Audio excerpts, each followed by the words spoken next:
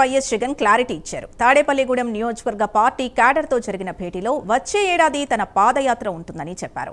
పాదయాత్రలో ప్రజలతో మమేకమవుతానని, తన పాదయాత్ర ప్రారంభమైన తర్వాత వైసీపీ శ్రేణులు చంద్రబాబుకు ప్రతిరోజు సినిమా చూపించడం ఖాయమని వైఎస్ జగన్ అన్నారు.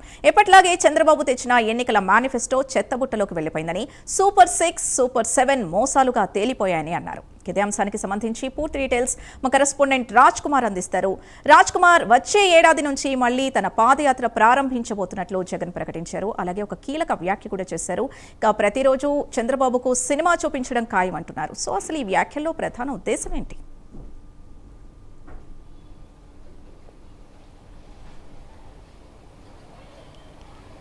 అంటే ఏదైతే ముఖ్యంగా ఆంధ్రప్రదేశ్లో కూటమి ప్రభుత్వం విజయం సాధించినటువంటి తర్వాత ప్రత్యేకంగా ఏదైతే కొన్ని అంశాలపైన ప్రధానంగా అటు ప్రతిపక్ష పాత్ర వహించాల్సినటువంటి వైఎస్ఆర్ కాంగ్రెస్ పార్టీ అటు అసెంబ్లీకి సంఖ్యాబలం లేకుండా వెళ్ళకపోవడంతో పాటు ప్రత్యేకంగా కొన్ని కీలకమైనటువంటి అంశాలపైన ఫోకస్ చేయాలనే ఒక నిర్ణయం తీసుకుంది. ప్రత్యేకంగా 2019 ఎన్నికల సమయంలో ఆ పార్టీ అధికారంలోకి రావడానికి ప్రధాన పాత్ర పోషించినటువంటి ఏదైతే పాదయాత్ర ఎంతో మైలేజ్ని తేవడంతో పాటు ప్రజలకు మాజీ సీఎం జగన్ను అత్యంత దగ్గర చేసినటువంటి ఘట్టాన్ని కూడా అందరూ కూడా చూశారు. ఆ తర్వాత వైఎస్ఆర్ కాంగ్రెస్ పార్టీ అధికారంలోకి రావడం, తర్వాత వచ్చినటువంటి తర్వాత ఆ పాదయాత్రలో ఏదైతే ప్రజలకు ఇచ్చినటువంటి హామీలు కావచ్చు, ఆ పాదయాత్రలో ఏదైతే ప్రధానంగా ప్రజలతో మమేకమైనటువంటి మాజీ సీఎం జగన్ అధికారంలోకి వచ్చినటువంటి తర్వాత దాన్ని పూర్తిగా విస్మరించి పూర్తిగా కూడా ప్రజలకు దూరం అయిపోయినటువంటి పరిస్థితులు ఈ రాష్ట్రంలో అందరూ కూడా గమనించినటువంటి పరిస్థితి కూడా ఉంది. మరి ఈ నేపథ్యంలో మళ్ళీ మరొకసారి ఏదైతే పార్టీకి కేడర్కు అందరికీ కూడా నూతన ఉత్సాహాన్ని నింపినటువంటి పాదయాత్ర అంశాన్ని ఇటు అసెంబ్లీ సెగ్మెంట్స్ రివ్యూ కార్యక్రమంలో ప్రత్యేకంగా కొన్ని కీలకమైనటువంటి నియోజకవర్గాల్లో ప్రధానంగా అటు మాజీ సీఎం జగన్ అటు కేడర్తోనూ నాయకులతోనూ మాజీ ప్రజాప్రతినిధులతో అందరితో కూడా ప్రత్యేకంగా భేటీ అవుతున్నటువంటి తరుణంలో తాజాగా అటు గోదావరి జిల్లాలో భాగంగా అటు తాడేపల్లిగూడెం నియోజకవర్గానికి సంబంధించినటువంటి కేడర్తో ఈరోజు మమేకం అవుతూ కూడా మాట్లాడుతూ కొన్ని కీలకమైనటువంటి వ్యాఖ్యలు మాజీ సీఎం జగన్ చేయడం జరిగింది. ఏదైతే పాదయాత్ర వ్యవహారానికి సంబంధించి పాదయాత్ర ఖచ్చితంగా ఉంటుంది, వచ్చే సంవత్సరం నుంచి తాను పాదయాత్ర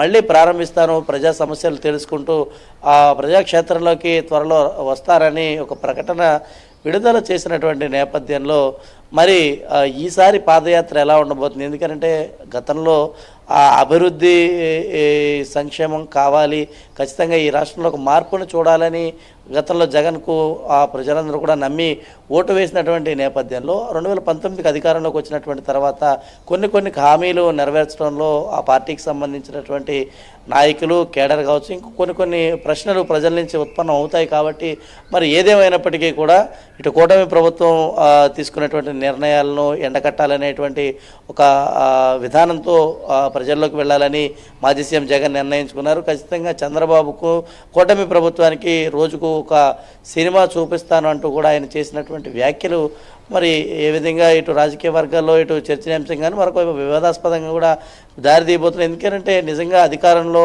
ఉన్నటువంటి సమయంలో ఇదేమైనా కూడా అభివృద్ధి చేసి ఉంటే ఇవాళ మాజీ సీఎం జగన్కు ఈ పరిస్థితి వచ్చేది కాదని చాలామంది విశ్లేషకులు భావిస్తూ ఉన్నారు. మరి ఏదేమైనప్పుడు రాజకీయాల్లో గెలుపోవటములు సహజం కాబట్టి మళ్ళీ ఏదైనా కేడర్లో అటు నూతన ఉత్సాహాన్ని నింపేందుకు కావచ్చు, లేదంటే కేడర్లో బలోపేతం చేసేందుకు కావచ్చు, ఇంకా ఏదైనా ప్రజలకు చేరువయ్యేటువంటి కార్యక్రమాలతో రేపు రాబోయేటువంటి ఎన్నికల్లో నూతనమైనటువంటి మేనిఫెస్టోతోనో లేదంటే ప్రజలకు అప్పుడుకు అవసరమైనటువంటి హామీలతోనో ఏ విధమైనటువంటి ఒక విధానంతో వైఎస్ఆర్ కాంగ్రెస్ పార్టీ వెళ్ళాలనే ఒక ఆలోచనతో ఉంది అనేది ఈరోజు జగన్ కామెంట్స్తో ఒక క్లారిటీ అయితే వచ్చిందని చెప్పుకోవచ్చు. మరి ఏదేమైనప్పటికీ కూడా రేపు స్థానిక సంస్థల ఎన్నికలు కూడా ఉన్నాయి కాబట్టి అక్కడ కూడా పార్టీని పూర్తిస్థాయిలో బలోపేతం చేయాల్సినటువంటి అవసరం కూడా ఉంటుంది. కాబట్టి ఏదైతే ఇటు స్థానిక సంస్థల్లో కూడా మంచి రిజల్ట్స్ కోసం ఆ పార్టీ వెళ్లేందుకు సంస్థాగతం కూడా సిద్ధమైందని చెప్పుకోవచ్చు.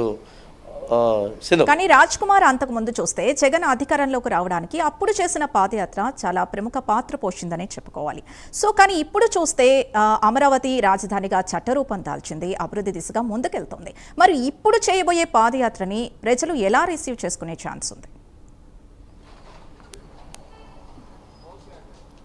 ఖచ్చితంగా గతంలో మాజీ సీఎం జగన్ పాదయాత్ర చేసినటువంటి సమయంలో అప్పుడు ఉన్నటువంటి ప్రభుత్వం మీద ఖచ్చితంగా రాజశేఖర రెడ్డి కుమారుడిగా కావచ్చు, లేదంటే ఒక ప్రత్యామ్నాయం వరకు ఈ రాష్ట్రంలో అభివృద్ధి సంక్షేమం లేదంటే మిగతా ఏమి కూడా జరగాలన్న ఒక ప్రత్యామ్నాయమైనటువంటి ఒక విధానం వైపు ప్రజలు అప్పుడు అడుగులు వేశారు. మరి అక్కడ వారు తగినటువంటి రీతిలో ప్రజలు ఎంచుకున్నటువంటి నిర్ణయం సక్సెస్ కాలేదని ఎక్కువగా విశ్లేషకులు కావచ్చు, లేదంటే ప్రజలు కూడా గతంలో భావించినప్పటికీ మరి మరొకసారి ప్రజల్లోకి వెళ్లేందుకు సిద్ధమైనటువంటి జగన్ మరి ఎలాంటి కొత్త వ్యూహాలతో ముందుకు వెళ్తారు అనేది చూడాల్సిన అవసరం ఉంది. ఇటీవల రాజధాని అమరావతి పూర్తి స్థాయిలో ఒక నూతన వరవడితో నూతన నగరంగా నిర్మాణం అవుతున్నటువంటి నేపథ్యంలో అటు కావలసినటువంటి ఇన్ఫ్రాస్ట్రక్చర్ కావచ్చు, కావలసినటువంటి అన్ని రకాల సౌకర్యాలు కూడా ఈ రాష్ట్ర ప్రభుత్వం తీసుకురావాలనేటువంటి బృహత్తరమైనటువంటి కొన్ని కార్యక్రమాలు చేయడానికి అటు కంపెనీలను ఆహ్వానించడంతో పాటు పెట్టుబడులు పెట్టేవారిని, లేదంటే ఇటు ఎంప్లాయ్మెంట్ క్రియేట్ చేయడంతో ఉద్యోగాలు తీసుకురావడంతో పాటు ఇంకా అనేక రకాలైనటువంటి విధానాలు ఈ నూతన పాలసీలు కావచ్చు, నూతన విధానాలతో ఈ రాష్ట్రానికి ఒక రాజధాని నిర్మాణం చేసేటువంటి ఒక లక్ష్యంతో కూటమి ప్రభుత్వం ముందుకు వెళ్తా ఉన్నటువంటి నేపథ్యంలో మరి ఇటీవల జగన్ చేసినటువంటి కొన్ని వ్యాఖ్యలు కూడా మనం చూసాం.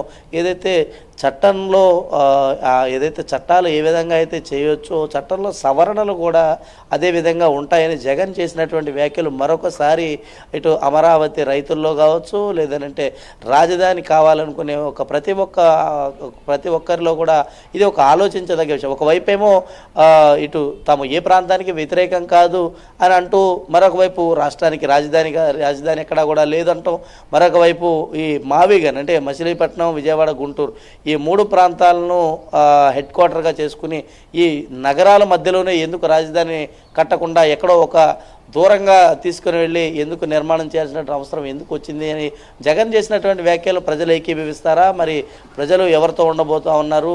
ఏ విధంగా మరి ప్రజల నుంచి కూడా చాలా వరకు ప్రశ్నలు ఉత్పన్నమవుతాయి.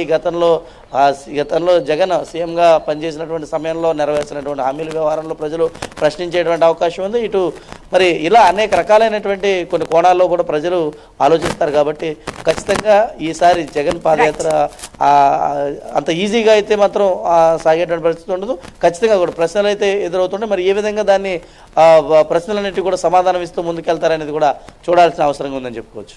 రైట్.